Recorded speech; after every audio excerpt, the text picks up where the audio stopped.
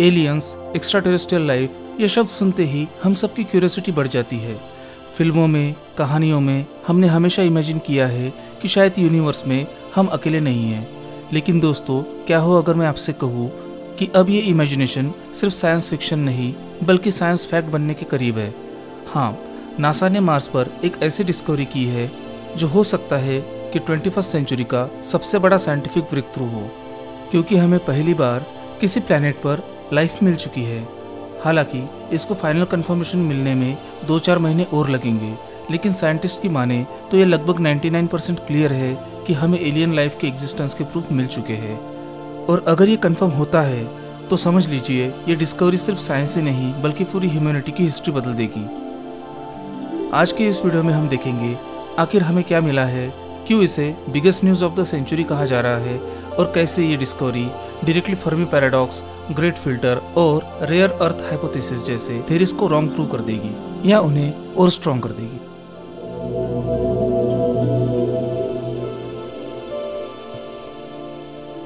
अब आप सोच रहे होंगे कि नासा ने आखिर क्या डिस्कवर किया है। तो जो हमें सबसे पहले एलियन लाइफ के प्रूफ मिले हैं वो कहीं और पर नहीं बल्कि मार्स पर मिल चुके हैं। मार्स के जेज़रो क्रेटर में परसेवरेंस रोवर ने एक रॉक सैंपल को स्टडी किया जिसका नाम रखा गया चेआओ फॉल्स।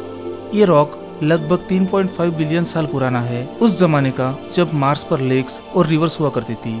ये वो समय है जब अर्थ पर डायनासोर्स भी नहीं थे, बल्कि हमारी पृथ्वी अभी अपने शुरुआती समुद्रों और पहले माइक्रोबियल लाइफ के साथ एक्सपेरिमेंट कर रही थी। मतलब जब हमारी धरती पर जिंदगी सिर्फ माइक्रोस्कोपिक जर्म्स के रूप में शुरू हुई थी, तब मार्स पर शायद अपना एक बायोलॉजिकल चैप्टर लिखा जा रहा था। अब इस इमेज को ध्यान से देखो, ये उस रॉक का एक्चुअल पिक्चर है जो रोवर ने कैप्चर किया है।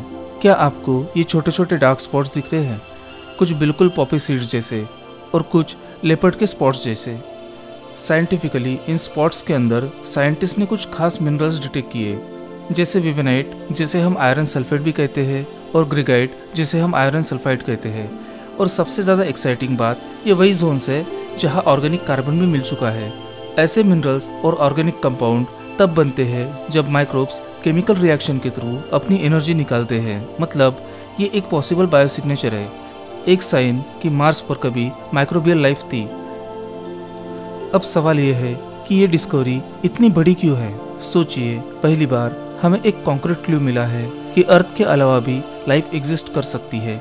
इससे पहले भी मार्स से रिलेटेड ऑर्गेनिक मॉलिक्यूल्स या वाटर ट्रेसेस की रिपोर्ट आई है, लेकिन उन्हें लाइफ के एग्जिस्टेंस के साथ कनेक्ट करना काफ़ी मुश्किल था।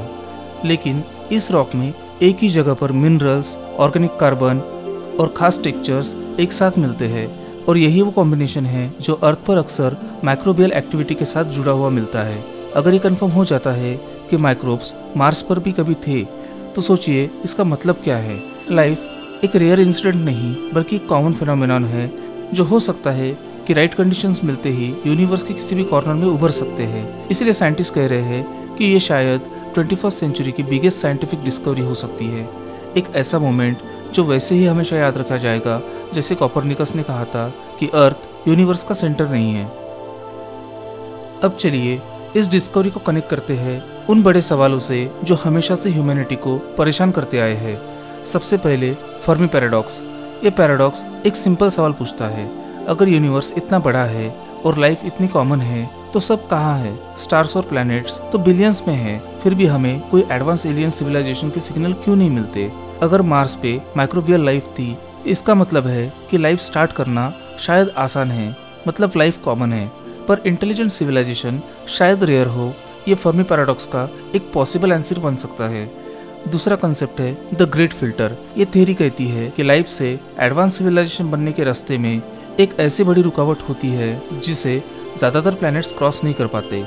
अगर मार्स पे लाइफ थी लेकिन कभी इंटेलिजेंट बीइंग डेवलप नहीं हो पाए, तो इसका मतलब है शायद ग्रेट फिल्टर हमारे फ्यूचर में है। क्या वो क्लाइमेट कोलैप्स है, न्यूक्लियर सेल्फ डिस्ट्रक्शन या कुछ और कॉस्मिक डेंजर्स? ये एक स्कैरी पॉसिबिलिटी भी रेज करता है।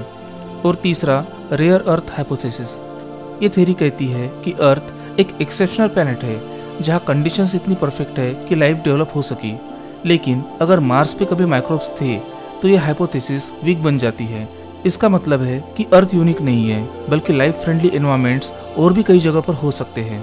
अब दोस्तों, अगर ये कंफर्म हो जाता है कि मार्स पर कभी माइक्रोबियल लाइफ थी, तो इसका मतलब है कि हम अपने कॉस्मिक लोनलीनेस के सवाल का एक पहला जवाब पा चुके हैं। इसका एक डायरेक्ट इम्प्लीकेशन है, लाइफ एक यूनिवर्सल फिनोमेनन हो सकती है। मतलब जहाँ पानी और सही कंडीशंस है, वहाँ जिंदगी अपने आप भी उभर सकती है। ये डिस्कवरी हमारी फिलोसॉफी को भी हमेशा के लिए बदल देगी। रिलीजन, कल्चर और सोसाइटी को दोबारा सोचना होगा। हम अकेले नहीं हैं, बल्कि हम एक कॉस्मिक इकोसिस्टम का हिस्सा हैं। साइंस के लिए भी एक नया दरवाज़ा खोलता है। अब स्पेस एक्सप्लोरेशन का मेन गोल सिर्फ मार्स पर उतरना नहीं, बल्कि लाइफ के साइंस ढूंढना हो जाएगा। वीनस के क्लाउड्स, यूरोपा के ओशियंस, टाइटन के मीथेन लेक्स, हर जगह सर्च और इंटेंस हो जाएगी। और अगर मार्स पे लाइफ एक्सटिंक्ट हो गई, तो एक सवाल और उठता है, क्या फ्यूचर में हम भी सेम पाथ फॉलो करेंगे? क्या मार्स हमें एक वार्निंग भी दे रहा है? अब सवाल यह है कि आगे क्या होगा? क्या ये डिस्कवरी हमेशा एक क्लू ही रहेगी या कभी कंफर्म भी होगी? फिलहाल साइंटिस्ट कॉशियस है। रोवर के इंस्ट्रूमेंट्स ने हमें एक ज़बरदस्त सिग्नल दिया है, लेकिन फाइनल प्रूफ के लिए एक ही रास्ता है, मार्स के सैंपल का अर्थ पे वापस आना। मतलब इन रॉक्स को अर्थ पे वापस लाया जाएगा और वर्ल्ड के बेस्ट लैब्स में इसका टेस्ट होगा। वहाँ पर हम आइसोटोप्स मेजर कर सकते हैं, नैनोस्केल इमेजिंग कर सकते हैं और कंटेमिनेशन फ्री एनवायरनमेंट में डिसाइड कर सकते हैं कि ये पैटर्न्स माइक्रोब्स के है या फिर सिंपल केमिस्ट्री है। और इसके बाद ह्यूमन मिशंस। इमेजिन करो, एस्ट्रोनॉट्स खुद मार्स पर उतरकर ड्रिलिंग कर रहे होंगे लाइफ के सबसे बड़े सवाल का जवाब ढूंढने के लिए। और एक और बड़ा सवाल खड़ा है, अगर मार्स पर कभी लाइफ थी, तो क्या हम वहाँ दोबारा लाइफ वापस ला सकते हैं? क्या मार्स को टेराफॉर्म करके एक सेकंड अर्थ बनाया जा सकता है? अगर मार्स पर कभी लाइफ थी, तो क्या हम वहाँ दोबारा लाइफ वापस ला सकते हैं?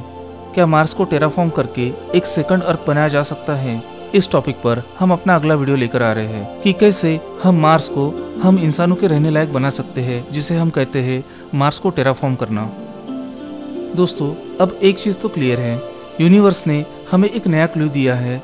हो सकता है कि मार्स के इस छोटे से रॉक ने हमें ये बता दिया हो कि हम अकेले नहीं हैं। एलियन लाइफ का कंसेप्ट हमेशा इमेजिनेशन था, लेकिन अब वो इमेजिनेशन साइंस के एविडेंस के करीब आ रहा है। और अगर ये कंफर्म हो गया, तो समझ लीजिए हम एक नई कॉस्मिक वर्ल्ड के डोर स्टेप पे खड़े हैं। और ये तो सिर्फ शुरुआत है। अगले वीडियो में हम एक्सप्लोर करेंगे एक और माइंड बेंडिंग कंसेप्ट को, जिसे कहते हैं मार्स टेराफॉर्मिंग।